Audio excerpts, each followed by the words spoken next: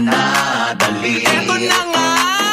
Eto na ang mga marites, kaya i-chika mo na, dali. Eto na ang latest! La la la la la la la, i-chika mo na, dali. Eto na ang latest! La la la la la la la, i-chika mo na, dali. Eto na ang latest! Hello mga kabit, ito po ang inyong mga lingkod. Ito po si Mama Loy. At ito naman po si Papa O as in OGB. So, ano pa nga ba ang lagi inyong inihirit sa amin? I-chika mo na, dali. La la la la la la la la, ichichika na namin dali. Oo nga. Oo, Diyos ko nakakaloka ka. Bukod sa sipon. Lagi mang iyong iniyansik. Tigilan mo na kasing kabebe. Oo nga, Marena. Para sa anak mo. Kung gusto mo makita nga ang apo mo kay It-It. Oo, di ba? Ha? Matagal-tagal pa yun na. Ha? 7 years old pa lang si It-It. Oo. Diba? Tama ba, 7? 5 pa lang. 5 pa lang pala. Kaloka nga. Yan ang anak ko na mag-aahon sa amin sa hirap, sabi ko. Talaga? Hoy, tumigil ka nga dyan. Nursery pala yung anak mo.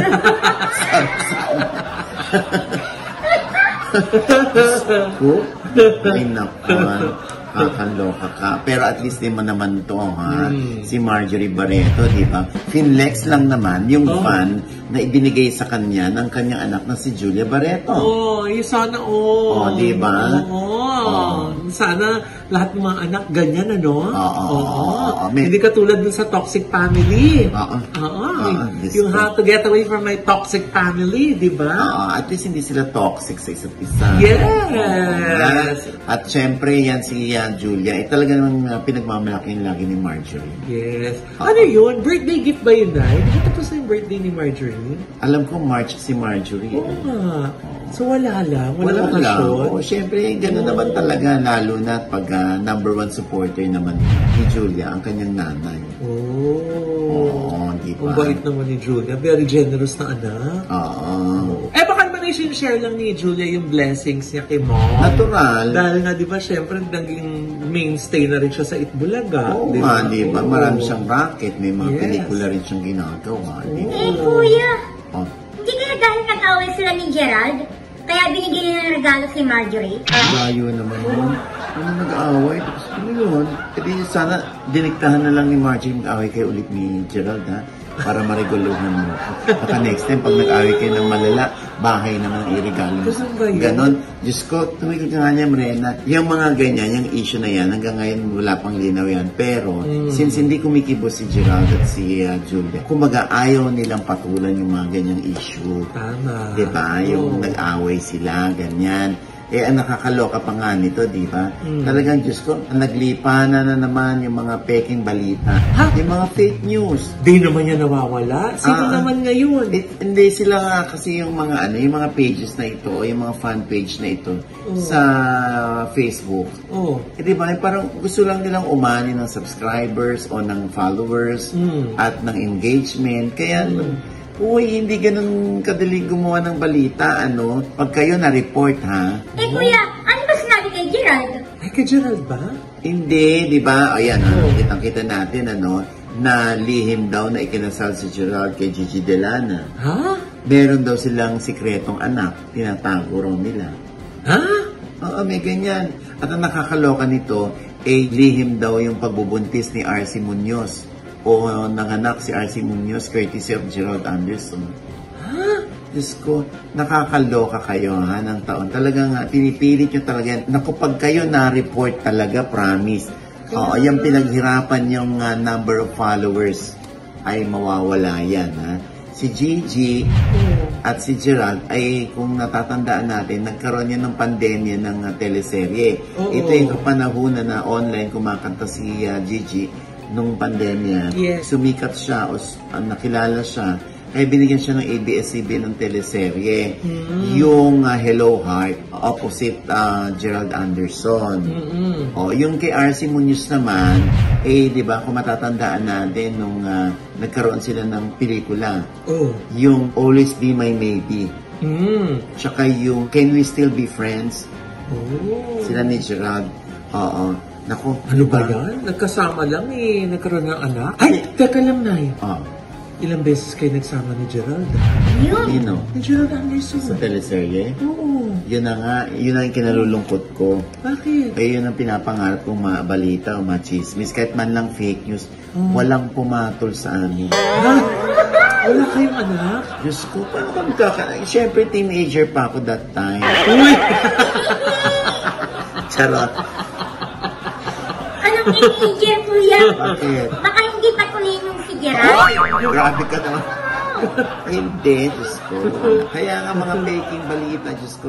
Ayan, paki-report nyo yan.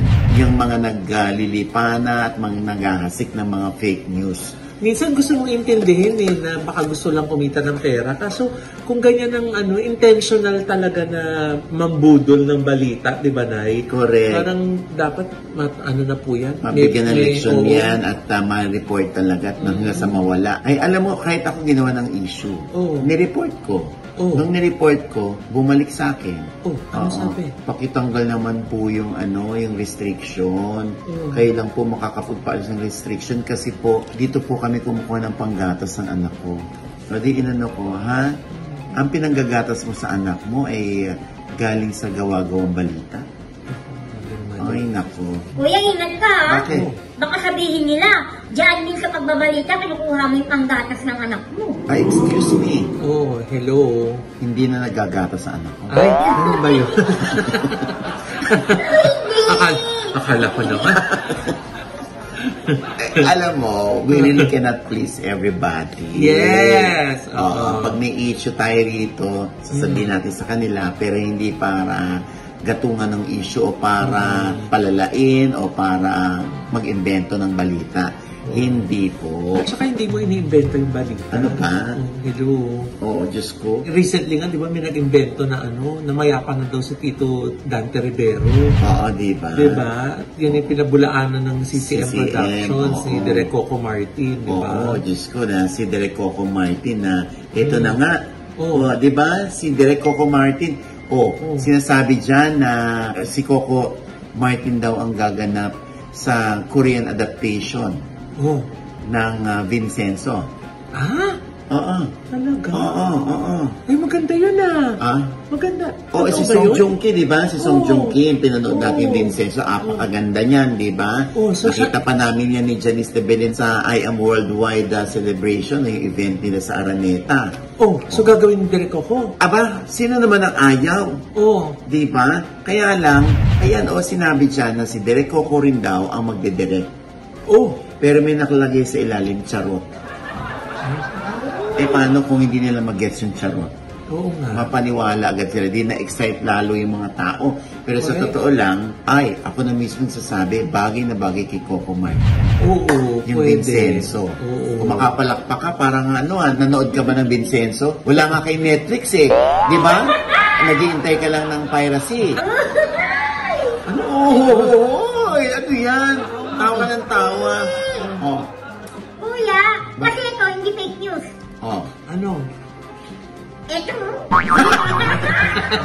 Naku Thank you, Direk. Naku. Direk Coco Martin. Diyos ko, pinadala kami ng bida dishwashing liquid. Yes. Direk Coco, ayan. Di ba? Oy, wa-etchos talagang, Napakaganda. in fairness, hindi dahil sumisip-sip kami kay Oo. Coco, pero hindi. Ako na mismo sasabi. Masarap siya, natikmang ko. Nay! Hindi ko ininom! Ay, ano ba ito?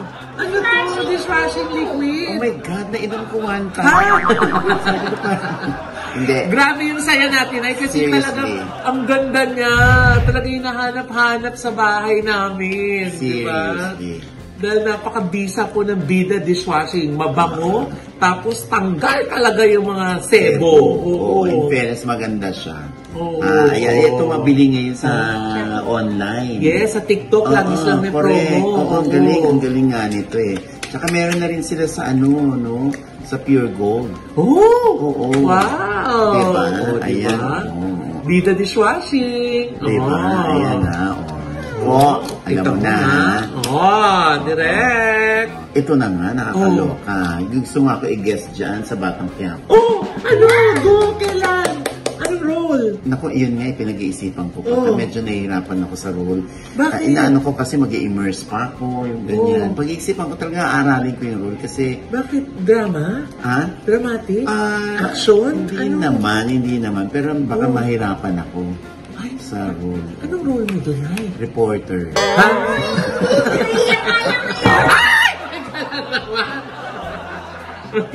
Sabi ni Louie, pwede ka bang kuya, mag-guest sa amin dito? Oh. Anong role ko? Parang TV host yata. Oh. Kayo po yung mag-i-interview dito sa lalaki ni Albert Martin. Ay! Oh! Yun. Hindi ko alam kung ako yun, ha? Oh. Basta inaalok lang sa akin. Pag nakita nyo na, uy, ito yung inaalok kay Oji, iba nang kinuha. Ha?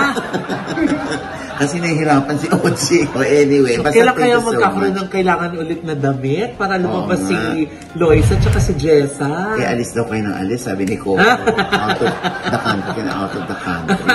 So anyway, ayun na nga. So wag na ho tayo magpapapaniwala, wag tayong gullible, no? Yes. Ito lagi kong binibilin. Pag meron kayo nabasa na kaduda-duda, bumalik kayo sa amin dito. Tingnan nyo kung naibalita namin. O kaya, tingnan nyo sa Inquirer, sa Philippine Stars, sa Tribune, Correct. sa Rappler, sa PEP, sa Kami, sa Lionheart TV. Oo, yung mga prestigious Yes. na mga online news. Yun, dun pag nabalita yan doon, baka nga totoo yung nabasa nyo. Totoo. Or baka talagang naging issue siya. Yes. Pag mga ganyan na huwag nyo i-like, huwag nyo i-share, huwag nyo i-follow. I-report ninyo. Tama. Yun, ha? Mm. Nakakaloka talaga yung mga yan. Oo, Correct. Yes. Pero kami ho, i-follow nyo, ha? Yes, oo. Mag-subscribe na rin po kayo, ha? Oo. At i-share nyo na rin po, ha? Correct. Oo. Tandaan niyo yung aking bilin. Okay? Pero teka muna kuya, maiba ako. Ano yon? Kuya, itatanong ko lang. Ano? Si James ang late ba? At saka si Barbie Cortesa na? Bakit? Kasi grabe ang fit nila nung GMA Gala. Actually, di ba nabalita na natin Oo. nung last Oo. video, no? Oo, yun nga hinintay natin yung sagot ni Jameson Blake kung sila na. Ano ba sinabi to ni Jameson? Di ba naharang siya ni Nelson Canlas? Oo. O, tapos ang sinabi niya na si Barbie daw is a good person, Oo. tapos they're friends, Oo. ganyan. So, inulit-ulit ni Nelson Canlas yung tanong, kayo na ba? Oh. Ang sagot niya, no comment. Sa 35 years mo sa industriya, Nay, ano bang ibig sabihin ng no comment? Tigilan ako. Ha? Dahil mo naman kuya. In English, Stop me. Ha? Tigilan nyo! Wait! Stop me! Stop me! tigilan ako. Diba?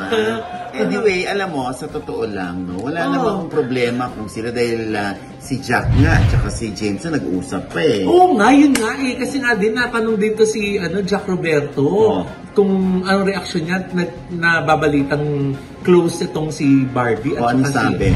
Sabi nga niya, bagay. Oh, Ay! Hindi sila hayop. hindi sila hayop. Kasi kuya, bagay sila. Ayun, mga joke ko, ang lumalo naman. Ay, Papainom ko to sa bida.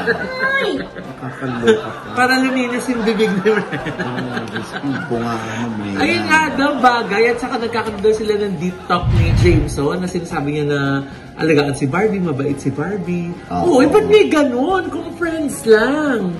Ayun na nga, alam mo, kumbaga nasa getting to know each other stage sila eh. Parang nung una, magkakasama sila sa fun run, ganyan. Oo. Siyempre, napaka-sweet at gentleman naman itong si Jameson, hindi Oo. ba? So, siguro, dahil siyempre, sanay si Barbie noon na meron siyang jowa, si Jack, na laging umaalalay sa kanya. Ito parang, ang sweet naman itong si Jameson.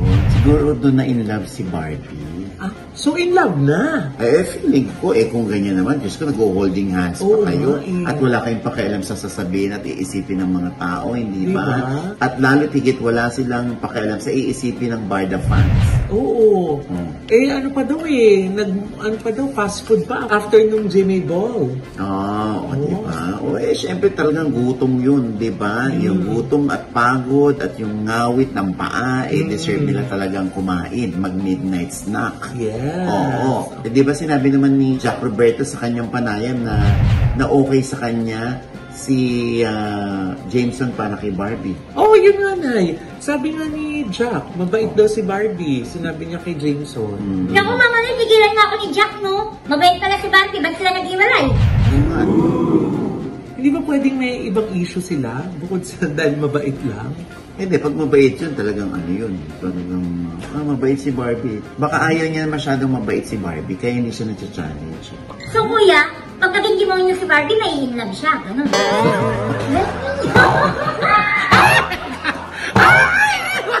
Demonyo ka! Ay, naku. Ewan ko sa'yo, Ren. I hate you. Anyway, basta, gano'n naman siguro for lack of words to say siguro, no? Oo. Nasabi niya yung pinakamagandang ugali ni Barbie. And that is, napakabait ni Barbie. Pero yung siguro yung cause ng kanilang hiwalayan, talagang nag-end na lang sila. Siguro nagkasawaan. Baka mutual decision naman nila yun. Kuya, baka kasi ayaw ma-inlove ni Jack sa tao.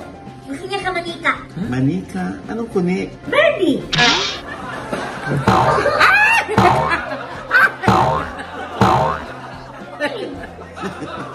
Kakabwisit sa inyo. Tumitigil ka dyan, ha? Tutusokin kita ng pulang ballpen. But anyway, basta, ay nako. Diyos ko, nakakaloka. Anyway, ito pang isang balita. Ay, ano ba? Ayan. Ito ay dukot lamang natin sa IG ni Paolo Contis, no? Sa mga nag-iisip na hindi maganda ang relasyon ni Paolo sa mga nanay ng kanyang mga anak. Heto't may isang post si Paolo kung saan siya mismo nagtungo sa Cebu para personal na bisitahin ang kanyang dalawang anak kay Lian Paz kasama sa mga larawan ang stepdad ng mga ito, si Jan Cabahog. Tiniming ni Paolo na birthday ni Jan kaya nagkaroon ito ng mini tribute sa kabutihan nito sa kanyang mga anak. Ang taus-puso rin niyang pasasalamat kay Lian para makumbinsi si Jan na magkasama-sama sila para naman personal niyang mapasalamatan si Jan. At nangyari nga ito. Ang pasasalamat din ni Paolo kay Lian dahil napalaki ng maayos nito ang kanilang mga anak na sina Sonia at Saline. Happy birthday, Jan! And with that, mga kaibigan, ito po ang inyong mga lingkod. Ito po si Mama Loy. Manunod ko sana hindi pa namin subscriber. Please subscribe now na. Click lang sa subscribe button na nandiyan sa ibaba. At kung ibigay pa yung ating episode yan, meron kayong komento sa lahat ng aming chika, comment below, click like button, huwag kalimutan i-click ang notification bell. Dahil pag click nyo, kayo una-una manonotify na meron kaming latest update. At syempre pa, ang kanya-kanya naming channel. Yes, sana naman mag-subscribe po kayo sa YouTube channel ko. That's Mama Loy. M-A-M-A-L-O-I. At pati na po sa aking other social media accounts sa Instagram, sa Facebook, at saka po sa TikTok.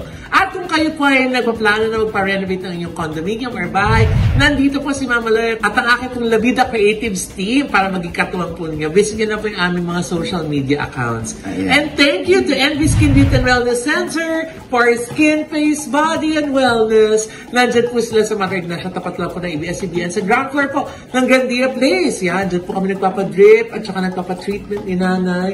Kita niyo naman po, kantong-kanto na ang aking fest. Inintay natin si Brenda. Wow! Yes, kuya. Punta ko doon Sabado. Sa kanto? Hinihintay na sa kanto? Ay, nako. Ay, taray, Tingnan Envy natin, na. Naku-challenge to sa Envy. Diba? Oo.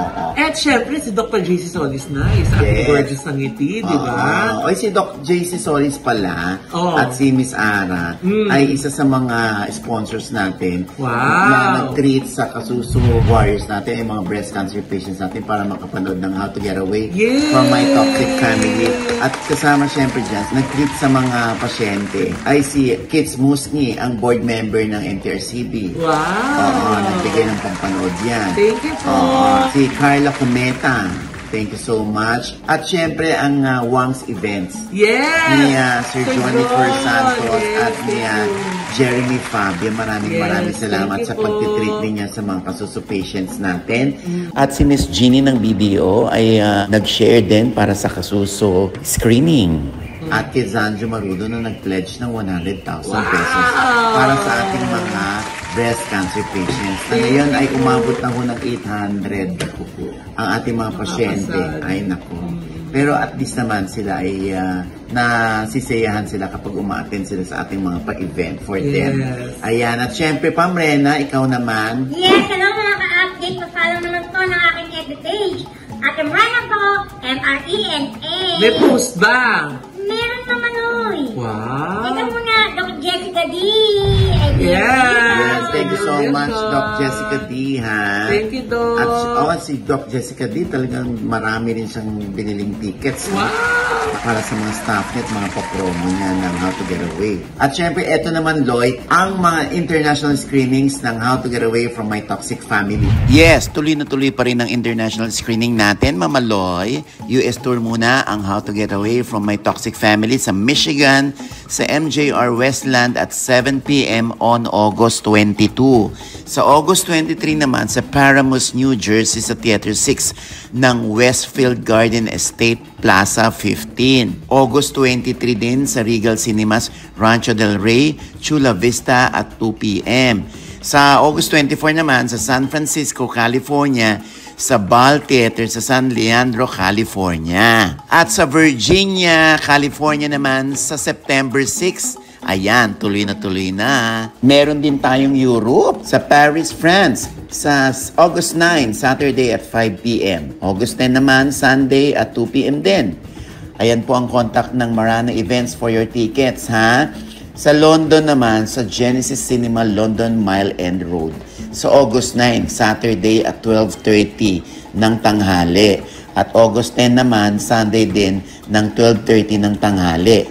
Ayan po yung contact for ticket reservation. At sa Galway, Ireland naman, sa iCinema Galway sa August 9, Saturday at 6:30 p.m. At August 10, Sunday at 4:30 p.m. At kontakin nyo lamang po sina Maida at Vincent for your tickets. Ayan po ang kanilang number. At hintayin nyo, meron din tayong Qatar at Bahrain para sa screening ng How to Get Away from My Toxic Family. At maidagdag din natin dyan, sa September 7 ay nasa Rome, Italy naman ang How to Get Away from My Toxic Family. At sa Vienna, Austria sa September 6. Ayan, para di ba, ng pelikulang yan kung saan nakakarating. Kasi kwento nila eh. Totoo naman. Dapat mapanood niyo yan. Oo. At kung hindi niyo pa rin po napapanood, showing pa rin po mga kaibigan na meron sa pa mga SM sa Malls. SM Malls. Yes. Thank you so much. At ito nga, umaten tayo sa block screening ni Doc Sam ng Awesome Dental Clinic sa SM Marikina. Wow. Ayan, Ay, thank you so much, Doc Sam, ha? Thank you po. At marami rin naimbitahan dyan. Si Kim Rodriguez, nandyan din, Si Ara at si Ricky May Davao. Ayan, umatin din. Thank you so much. At syempre, sa August 9, nandyan po ako sa Cebu para sa block screening ng 2 p.m. sa SM. Wow. SM Susay yata ito. Yes. Ayan, ha? Thank you so much kay Daddy Dodong at kay Mami Pai Gauchua. Yes. Maraming salamat sa pa-block screening. Daddy Dodo. Emotion-provoking. Sobrang lambot ng puso ko. Ang bigat sa puso. Yun yung tumusok sa puso ko na,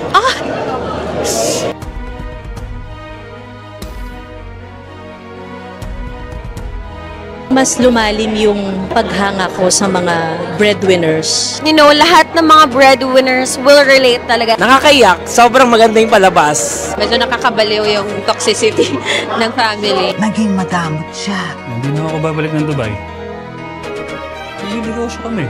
All families should watch this. I give 10 star. Congrats, Tito Og! Showing na ngayon ang How to Get Away from My Toxic Family sa lahat ng SM Cinemas. Please, maghanda kayo ng tissue. At At syempre pa si Dustin Yu, kung gusto nyo makilala ng lubusan, sa OG Diaz Inspires, ha?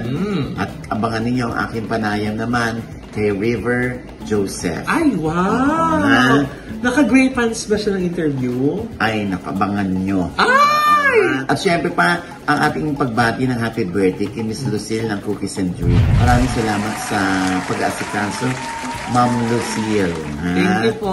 Happy birthday! Yes. At ito po ulit yung lingkod, Papa Osin Diaz, na lagi nagsasabi at nagpapaalala sa inyo na sa tuwing gigising po tayo tuwing umaga, huwag na huwag po tayong makakalimot, ha?